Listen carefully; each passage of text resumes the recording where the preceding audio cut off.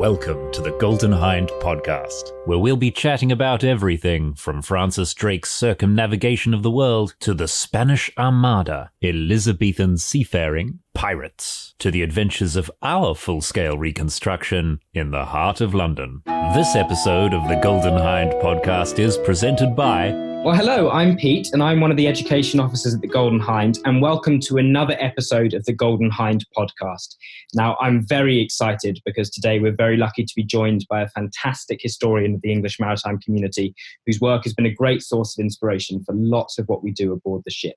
So I'm very, very pleased to welcome Dr. Cheryl Fury. Hello, Cheryl. Hello, Pete. So nice to be with you today. It's fantastic. Thank you so much for agreeing to join us for this episode. I've got lots of questions to ask you and so much I want to discuss.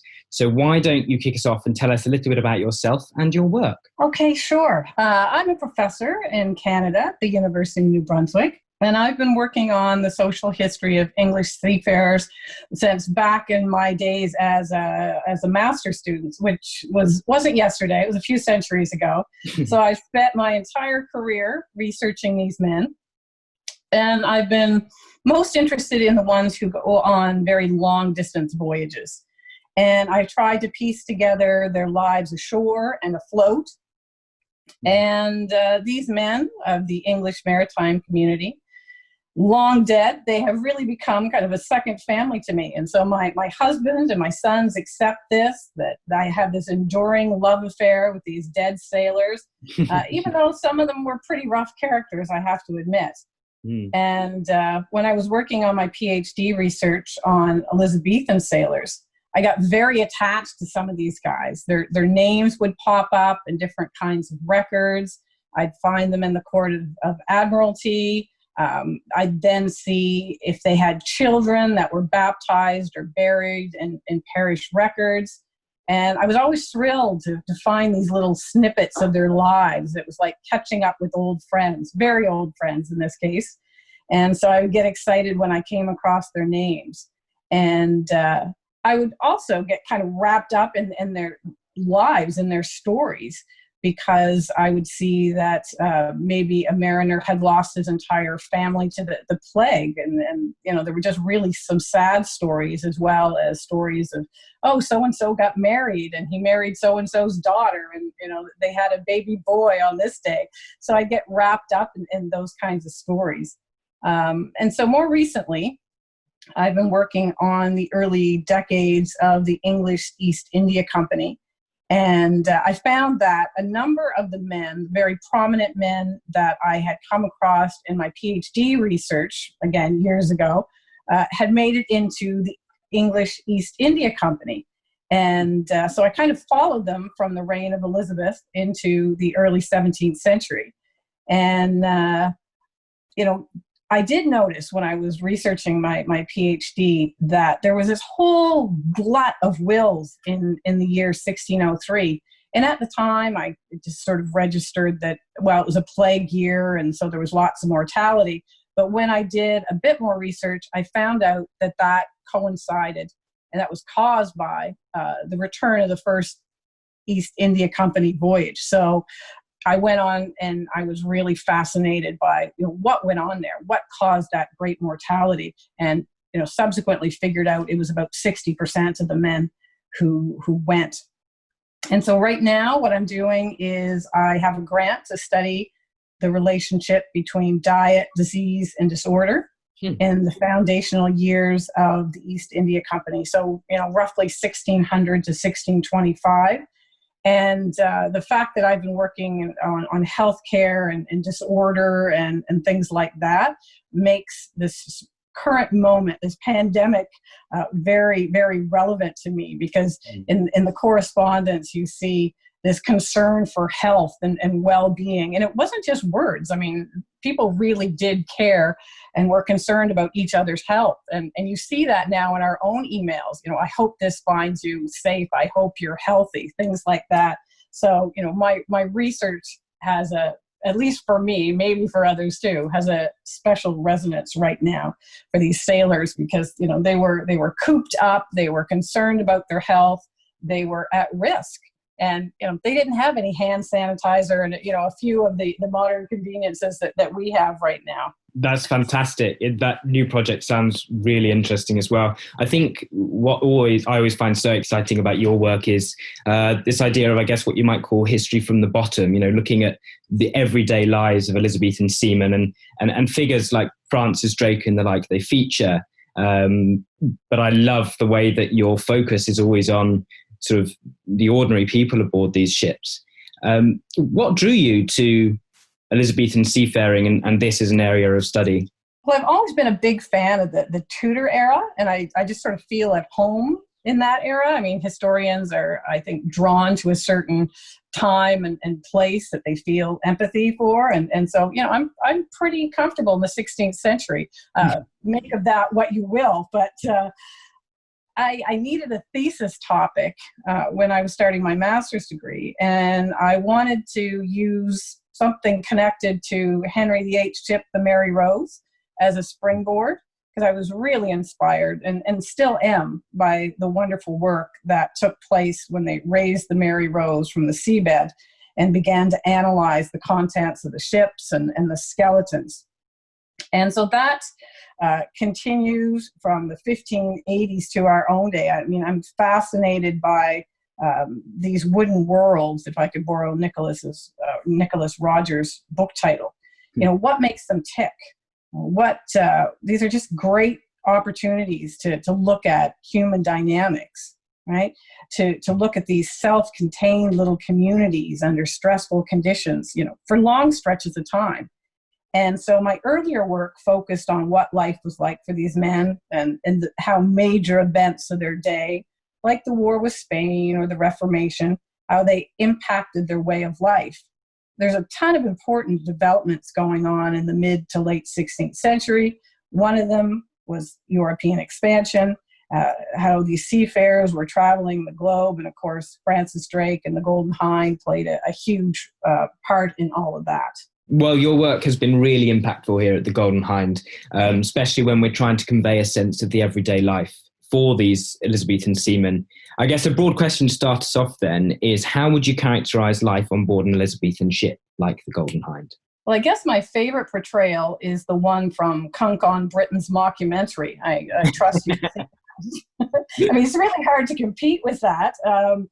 But sadly, I can't verify that there were spare wooden legs on the deck or there was a salty dude with a tray of fish fingers. But I wish I could, but I don't think it was quite like that. So I'll paraphrase Captain Luke Fox, who was writing in the early 17th century. And he wrote about cold and salt meat and broken sleeps, moldy bread, dead beer, wet clothes, and want of fire. And so that sums it up. I also tend to think about the sheer vulnerability to the elements. I mean, there's no GPS, there's no 21st century weather networks to help you in your navigation. And as someone who lives right by the Atlantic Ocean, I can talk about how tumultuous the storms are. And I can only imagine what it would be like at sea in the midst of all of that. So in part, I'm drawn to study these men because I admire their courage and their sense of adventure and maybe even their sense of desperation in going to sea.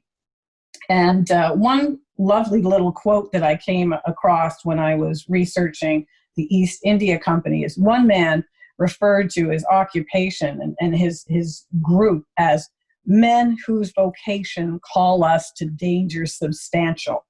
And I thought that sums it all up. I actually used it in the title of a forthcoming article because I thought that was just an excellent summation. These are men that are used to danger. They know that that's part of their life and their occupation, but life ashore was risky and dangerous too. But there's just that extra added dimension for those that went to sea, particularly those who are going to go on the voyage of circumnavigation with Drake. I can't even imagine. One of the things that I was struck by is usually when I try to get to London every summer, and usually I go for a walk along the Thames, I see the replica of the Golden Hind, and a few years back I went aboard. And I was really taken aback because, for all the sort of book learning that you do, to stand on the deck, to go to go below decks and to experience that physical space is really something everybody should do to understand the history of expansion, of maritime expansion. I'm a very compact 5'3" on a good day, and the average height of a Tudor man was somewhere around 5'7", and I can't stand up below deck. So, this would have been cramped, it would have been uncomfortable, and it's hard to believe that such small vessels really made expansion, maritime expansion and commercial endeavor possible. And, I might be able to tough it out in the captain's cabin, but I certainly couldn't do it just if I was the ordinary sailor. And most sailors wouldn't have had a cabin or any of that. They wouldn't have had that level of comfort. And of course, we have to talk about food, the typical salted provisions, fish and beef and pork. And then you've got your biscuits that probably have weevils in them. You've got kind of greasy cheese. You've got beer, probably in a questionable state. Although beer was really, really important because it provided most of the calories, and sailing was a labor-intensive business. So it was a very monotonous diet. It would have gotten more and more disgusting as the voyage wore on. And you can get a strong sense of this by reading any accounts of sailing during this period and just see the descriptions of the food and drink. And people would probably realize that the standard maritime diet didn't really have fruit or vegetables in it. And so in order to keep scurvy at bay, in order to keep up their levels of vitamin C, they would have to supplement with fresh foods. So going ashore was really key. They had this notion of this rite of refreshment. When scurvy started to show up, then sailors wanted to make for shore and have a period of time ashore. And they're starting to make that connection in this period between citrus fruit as a cure for scurvy.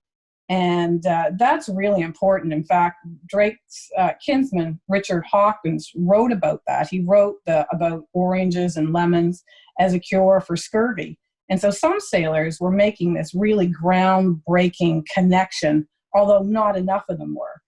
And that's why thousands and thousands died in this period and afterwards. And, it's one of the great what ifs of history that you think if more people had embraced that knowledge, then the history of seafaring would have been very different. And as it was, people were dying more from scurvy on shipboard than they were from naval battles or shipwrecks or any other dangers that were present. It's amazing, isn't it? It's so hard to imagine. Our ship obviously is in dry dock now, has been for a number of years. It can still be pretty uncomfortable and pretty hard to work on every day. You can only imagine what it must have been like to be at sea on a ship like the Golden Hind. We were speaking to our captain, Roddy Coleman, who did sail on it in the 1980s in an earlier podcast. And something that always sticks with me is you says that not even the strongest stomach survived, that everyone was seasick all the time. It sounds like it was pretty horrendous. Part of your work has also been about the creation of maritime subcultures in the 16th century. And I think at one point in your book, Tides and the Affairs of Men, you describe how these subcultures were so distinctive that some observers describe seamen as a nation by themselves. Could you tell us a little bit more about what these subcultures involved and how they came about? Sure. I think maritime subcultures are forged through things like shared identity, proximity, work culture. And seafarers spend a great deal of time surrounded by their own kind, whether they're afloat or ashore. And like many occupational groups, they have their own expressions, they have their own customs, and much of their personal work lives were determined by their own very unusual experiences. I can only imagine the stories that they could regale people with, some of them even true, about the unusual things that they had seen and experienced. Would have been completely alien to most people ashore at the time. And so no wonder they kept to their own kind. Their frame of reference would have been quite unique. the rhythms and the dangers of their occupation really enabled a camaraderie. So much of their highly mobile work culture would have spilled over into their personal lives. And so it's not surprising that they often married women connected to the maritime life as well, women that would have, understood this lifestyle.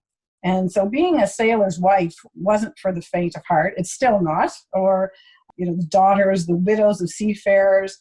There's a certain expectation and there's a certain set of survival skills come with being connected to the maritime community. And so it would have made marriage a little bit easier, I think, because of that. And many of these maritime families, they live near the water, at least the ones that I studied in London. You tend to find them clustered along the Thames River with those other people connected to maritime occupations like ship carpenters and people like that. And if you study the parish records, then you see how densely packed in they all were in these riverside communities in London. Now, precedent plays a big role in subculture too. So apprentices would inherit a number of expectations and lessons about prior practices, along with concrete job skills. And as historians, we can't be exactly sure about when these things develop, although we can usually see evidence of their existence. So it's a nebulous thing to try to track down something like subculture. But to give you an example, I've been looking at the importance of the Cape of Good Hope in the early 17th century in English voyages in terms of its role in healthcare, but also its psychological significance. It's clear that, scurvy would have started to make its appearance in most voyages by the time they were getting to the southern tip of Africa. But whether it was affecting a lot of sailors or not, there seems to be this homing device in the sense that they know that they want to go ashore there. They feel that this is the place that they should go ashore. And if their commanders try to say, look, just we'll go a little farther and then we've got this great place to refresh and we'll stop there, they're not having any of it. They are really connected to the Cape of Good Hope.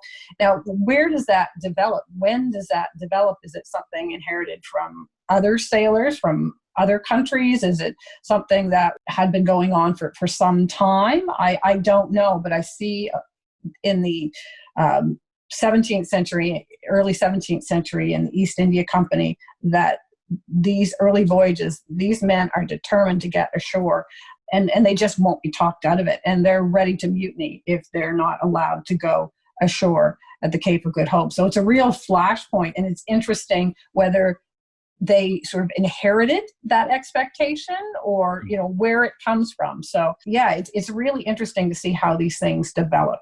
That sounds absolutely fascinating and kind of touches on these ideas that we have about sailors being very superstitious and of course also being very religious in the period. Religion was obviously a big part of maritime culture, just as it was for cultures on land. So how do you think things like the Reformation impacted the lives of Elizabethan seamen? Well, religion was important for sure. Prayers punctuated the day on ships, and they would sing psalms and say prayers at the changing of the watch. And that's pretty standard on most ships. And that would have been typical of Catholic and Protestant ships. There were very few clergymen aboard, so officers would probably conduct Sunday worship. But you see an interesting change from early in Elizabeth's reign. So I'm talking about the late 1550s, early 1560s. You would find rosaries being bequeathed in wills. You would find that some of these sailors would request prayers for their souls in purgatory, which is a Catholic thing. But by the time you get to the end of the 16th century, near the end of her reign, you see that there's very, very few vestiges of Catholicism in those sailors' wills.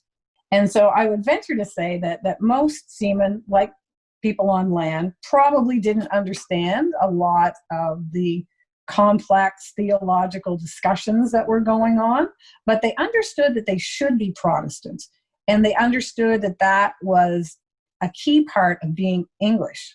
And so during the war with Spain in the 1580s and 90s, they see themselves as very different from the Spanish. And religion is central to this. And so at best, they would say they're different. They're not Catholics, and the Catholics are misguided. And at worst, they would say that they're the spawn of the Antichrist. So for those who fell into the Spanish Inquisition, some of them actually wanted to convince their captors that they were Catholic. But as Elizabeth's reign goes on, as the 16th century wears on, it becomes more and more difficult to them to even try to fake that they're Catholic. Their Latin prayers aren't coming as easily as they did early in Elizabeth's reign. So that tells me that the Protestant Reformation was making some inroads, and the old faith had receded, at least among these sailors that I'm looking at. But like any group, their religious fervor would run the gamut, right? Some would seem to be quite faithful and observant, and others, this was more of a convention. This was, something built into their day. But I would say they definitely identified as Protestants, and because they were English. And, they're an interesting group because they would have seen many different types of people in foreign lands and seen different practices of religion and things like that. But they're very convinced of the righteousness and the rightness of the Protestant faith. And you get that from people who are traveling, who are more literate, who are making observations and things like that. But, you also get it from these little comments that are being made in court depositions and things like that, that they're very convinced that this is the way to go. And of course, we weren't given much choice. I mean, diversity really isn't a thing in the 16th century, whether you're Catholic or whether you're Protestant. There's not a great scope for different views about politics and religion. So as well as religion, sailors are famous for being superstitious. Do you have a favourite Elizabethan maritime superstition by any chance? Well, I think I can fit in quite comfortably into the mental world of early modern sailors on many levels. I could see why a sailor would be comforted by St. Elmo's fire. I can understand why they would believe in ghosts and things like that. If you think about how many people would have died on a long distance voyage in their space. No wonder they believed in ghosts. And they would have seen a lot of weird stuff in their line of work. As for a favorite superstition, I like the idea that if you bang on Sir Francis Drake's drum in times of national distress, you can summon him. I'm not sure exactly when that legend took hold, but I thought somebody might try to bang the drum, given what's been going on in Britain in the last year or two and all the debates that have been going on about Brexit and what have you. But I think somebody should bang that drum if they haven't. I mean, maybe the next World Cup, and maybe Francis Drake could put a few goals in the back of the net for the Three Lions. That would be a turn up, wouldn't it? Supposedly at last was banged at Dunkirk, I think, if memory serves. Okay, well, it worked, I guess. So as well as subculture, you also explore Elizabethan maritime labour relations, which I found really, really fascinating, particularly the idea of onboard economies, which you describe as a complex network of debt. So how do these economies work? So this idea of a shipboard economy is something that my PhD supervisor, Jim Alsop, and one of his academic partners, Paul Hare, that they uncovered. And so I picked up that idea and I ran with it. It's very clear from sailors' wills that many owed or were owed money at the time of their death. And so debt was a way of life for many. And they were determined that they should be even with the house when they entered their heavenly reward, that was a priority, was paying off those debts. So their good names, their reputations were very important to them.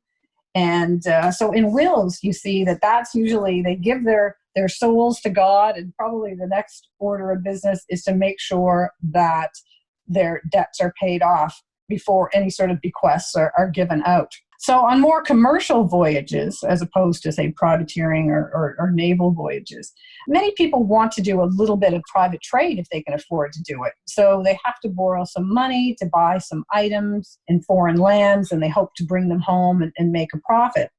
And so sometimes they'll invest with other shipmates. Sometimes they'll get the money from somebody who's got a little bit of disposable capital.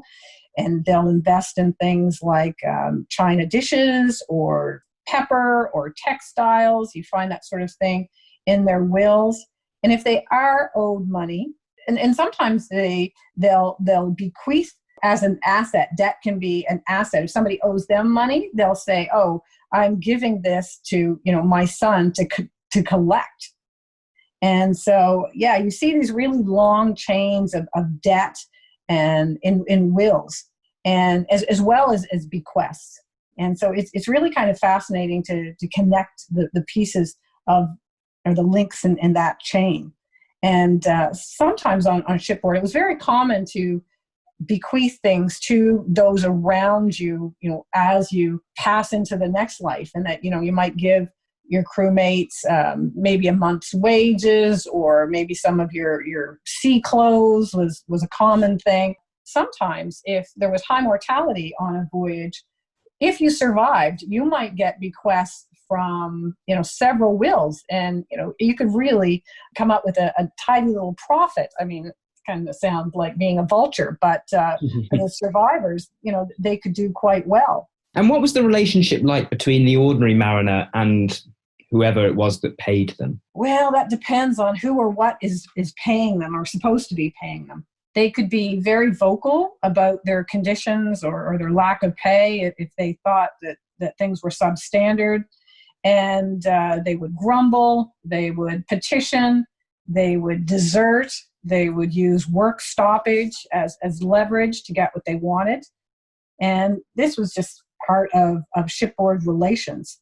They weren't generally fans of serving the crown if they could help it. They didn't like impressment in the Navy. And in the Navy, any sort of protest about conditions could be deemed a mutiny. And so, yeah, they were hesitant to do it, but they did it anyway. I mean, the crown couldn't alleviate protest and petition because it was such an ingrained part of their work culture. Most people aren't naval careermen. That really wasn't an option in Tudor times for most. And so they tend to be men who will go on privateering voyages or commercial voyages or maybe even pirate voyages, and all of a sudden they get impressed into the Navy. So the Navy really couldn't mold them into naval seamen the way that it could in later periods when you have a much larger and a standing Navy. So yeah, their relationships were diverse. Sometimes you get men sailing together, voyage after voyage. Sometimes they're chopping and changing when it comes to crews. Yeah, so it really depends on the dynamic present. But generally they weren't fans of serving the state, just not because they weren't patriotic. I mean, they did what they had to do, but because pay could be so delayed, and they really didn't have any voice in the conditions of the ship. They couldn't say, well, the victualling of this ship is substandard and I want better food. I mean, they did say it from time to time, but that was pretty much a very, very common occurrence on non-naval ships. And they brought them over to these naval campaigns. So, it depends on if they had a commander, a master, or a captain that they respected, that had skill. I mean, there were all sorts of variables that determine what that relationship would look like. Certainly a big part of that was that you paid your seafaring employees and you treated them properly. There are reports from some of the more well-off members of the maritime community about poorer sailors going ashore after a voyage and spending their income lewdly, and so immediately returning to poverty. And this reminded me a little bit of the kind of rhetoric you hear throughout history and even today about the deserving and the undeserving poor, and especially with thinking about the low wages and the absent pay and the economic insecurity that many Elizabethan sailors faced. And I'd love to know your thoughts on this. Is this a fair assessment by Elizabethan elites? Were they spending their income lewdly, or is this just rhetoric?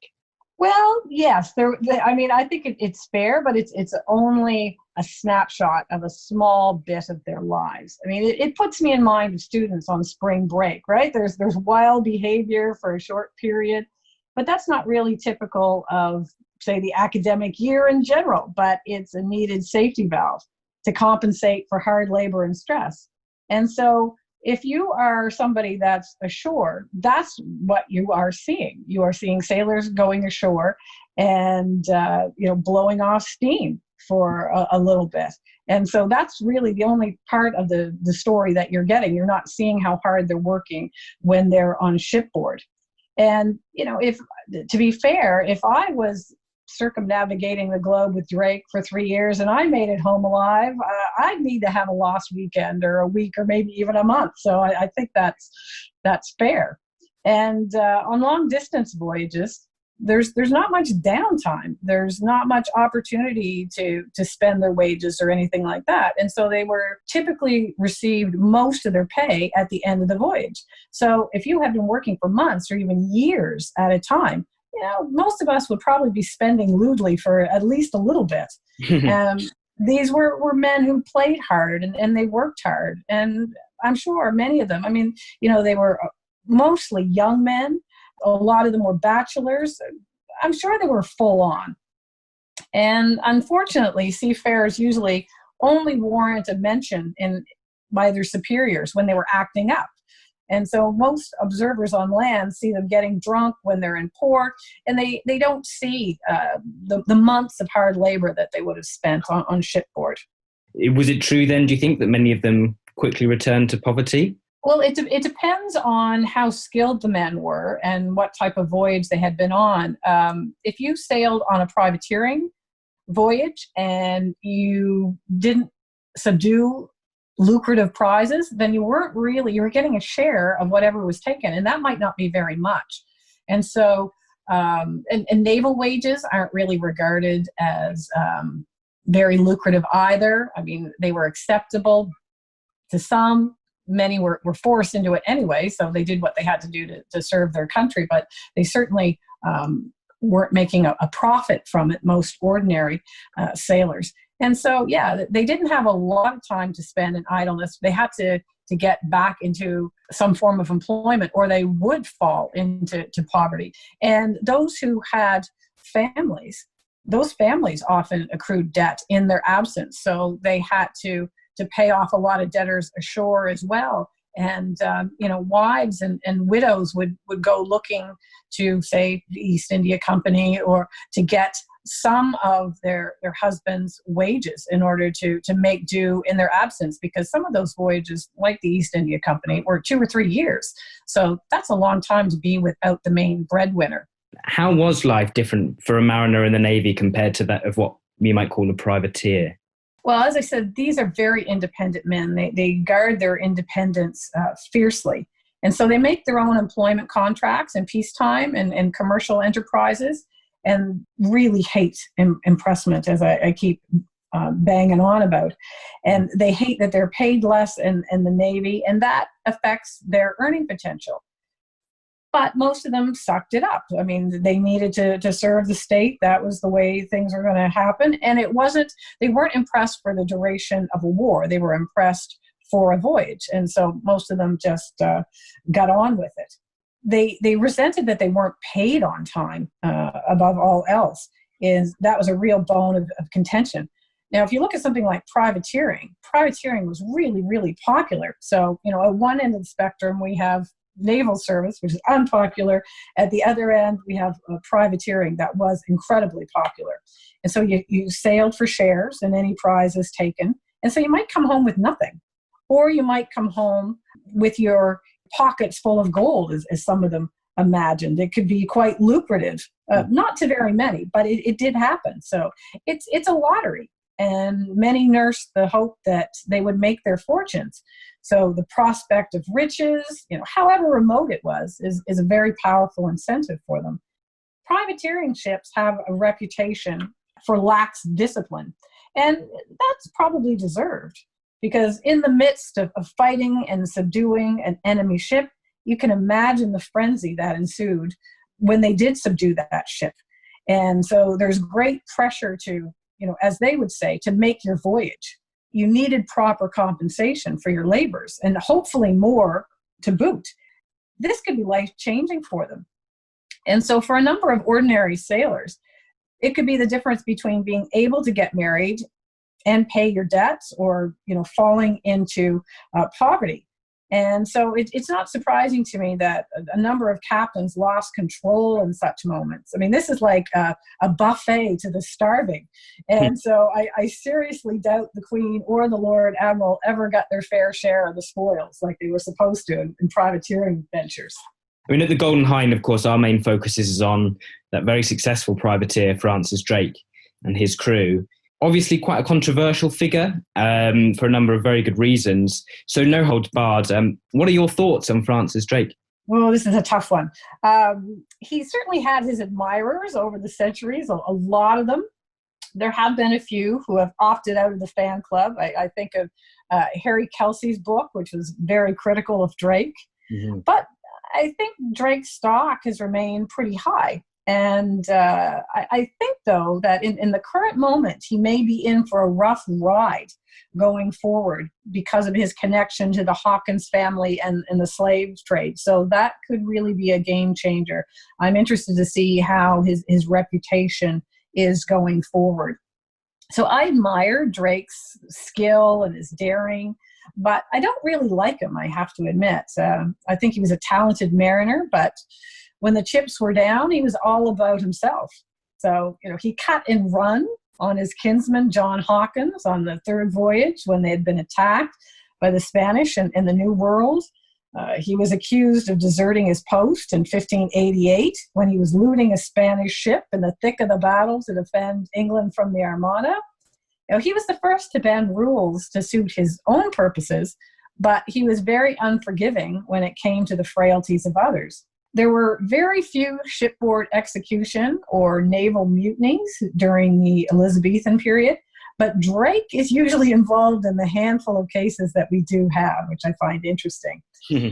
Other commanders seem to be more merciful than he was. I mean, again, I'm talking a lot about the East India Company, but that's my focus right now.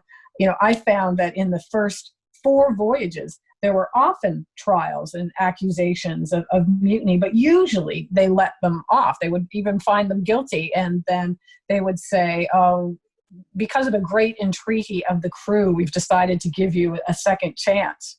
You don't see any of that with Drake, that he was really very exacting when it came to discipline and things like that. So, yeah, I find that he doesn't come across to me as somebody who's very compassionate to his men. I'm a big fan of Lord Admiral Howard. I think he has a lot more compassion for the men under his command. We have his correspondence where he's lobbying to have them paid, to receive better food, to have some measure of care when they were ashore, when they were sick or injured. And then there's these stories about Drake that he's said to have deceived his crew about their destination in 1577 when he intended and did circumnavigate the globe. So if that's true, that's pretty offside. I wouldn't be happy at all if I were part of the crew and thought I was going to Egypt and ended up in this circumnavigation for 3 years. So he was lucky, I think, to have made it home with only 1 execution for mutiny under those circumstances. Yeah, I mean, I think that's a very fair assessment. It's interesting. He's often remembered as a bit of a national hero here in Britain. I think you mentioned Drake's drama earlier. In 1586, there's an example of Drake's mariners complaining to the Crown that he's defaulted on their payments, that he hasn't paid their wages. So what happened here in this example? Well, I think his reputation and his successes, especially in the early part of his career, afforded him a lot of popularity in his own day, that I think even in his own day, he was a national hero, and he was feared by his enemies. And I would say, and I don't know if I can say this on the podcast, but I would say he's a hard ass. And when it came to protecting things like his shipboard authority, and when it came to punishing transgressors, some of these voyages that he undertook were kind of mixed voyages, that there was a naval objective, but there was also a privateering component. And you get into some pretty murky waters about things like authority and, does he have permission from the crown to execute or to try offenders? Who's paying the bills? I mean, anything that is naval related when it comes to wages is going to be a bit of a dog's breakfast. Payment was almost always delayed. And yet I have some sympathy for the naval bureaucracy. I don't think they were trying to dupe anybody out of their wages at this point. I think that it was just so ramshackle. I mean, this is an understaffed, underfunded operation. I mean, this is amateur hour. And that the naval bureaucracy stood up through the Spanish War at all, especially when it comes to things like provisioning, is a source of amazement to me. I'm shocked the whole thing didn't collapse during the war with Spain. And so, sailors were right to protest about their pay, that it wasn't great to begin with, but really what was grinding their gears is that it was so notoriously slow in coming.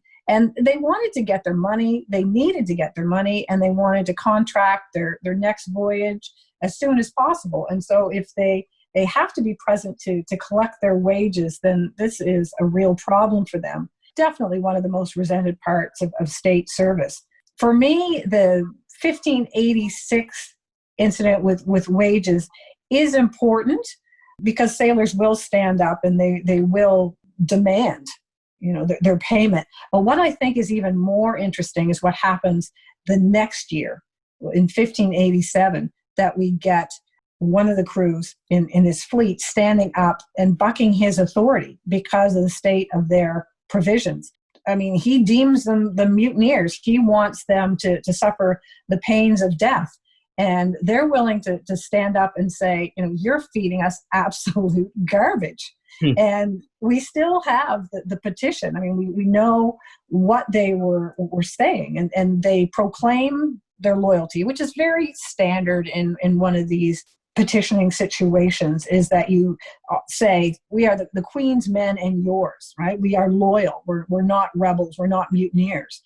But then they go on and they say, we were pressed by Her Majesty's press to have her allowance, and you make no men of us but beasts.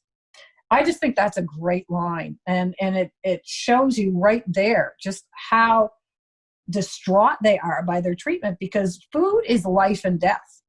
Subsistence issues are every bit as important, maybe even more important than issues like pay. And even though Drake said, you're all going to suffer, you mutineers are going to suffer the pains of death, or you're going to be dead men in the law, when I tracked down the men that were part of that uprising, none of that happened. I mean, many of the men who were part of that went on and had really illustrious careers as part of the English maritime community. And so I find that interesting because it tells me that there was no subsequent punishment, that was as close as the Crown was going to get to, we really screwed up here. And you had the right to protest, even though we don't like mutiny. We're very nervous of this. We don't encourage it. But yes, this was a life or death issue. And Drake, as much as he blustered in 1587, you have him writing to the Crown later on. I think it was the year after, in the midst of the Armada crisis. And he's writing to the Queen, and he says, men that are far from their countries will protest if they see that there is a want of victuals, and they will not be brought to stay. And he says, if you don't send money, if you don't provision them properly, he says, here may the whole service and honor be lost for the sparing of a few crowns. So that tells me that Drake had a teachable moment in 1587, and he got the lesson. One final question to finish us off. Why do you think that studying the Elizabethan maritime world from the perspective of the ordinary mariner is so important? Well, in general, I'm a big believer in developing our historical empathy, trying to understand varied experiences of people in the past. And I mean, it helps us in the present too, sort of putting ourselves into the shoes of other people. I think that's really an important skill. Now, the Tudor period, to look at this as an example, is completely different if you look at it from the perspective of those at Elizabeth's court, the nobility, people like that. Or if you look at it from the perspective of the growing numbers of homeless people. This is not a golden age if you're somebody on the edge of subsistence, which most people were. And so most sailors were part of this demographic as well, that a lot of them were on the cusp of poverty. And so few of them had any sort of safety net. And so if they didn't or couldn't work, things got dire very quickly, as we've already discussed. So for me, we need to appreciate history from the bottom up to get that picture. It's not just the view of the elite or the privileged. It's people like ourselves. They're really an important part of, or should be an important part of history. And so looking at the maritime world, we have to look at different perspectives. We've been sort of molded, I think, by the perspective of the great sea captains, of the Francis Drakes and the men like that. But in order to understand what life was like at sea, we have to look at the perspective as much as we can possibly get of the men who crewed those ships. They're the majority in those cases. And in the older histories, they barely warrant a mention. Again, finding an example from some of my research, one crew said to their captain, without them, he, meaning the captain, could not perform his voyage. They understand that they're important. They might know that they're cogs in the machine, so to speak, but they know that their labor is absolutely key to a commercial enterprise, to naval voyages, things like that. They deserve more than a mention, for sure. When they do get that mention, it's usually because they're being difficult. A lot of our perceptions have been formed by the opinions of those who have power and privilege, who are saying, there's endless complaints about these sailors. They call them stiff-necked horses. They call them surly-natured patients, things like that. But when you appreciate how difficult their lives were on any given day, when they did kick off, things have to be really, really bad. And that's a key part of history in all different periods. But certainly, I like the grim detail. I'll admit it. I like the stories of the human dynamic. I like to know who's punching who in the face on these shipboard journals. That's the kind of stuff that I live for. And so I'm really glad that we historians have finally gotten on board, so to speak, that there's lots of very, very interesting work being done right now.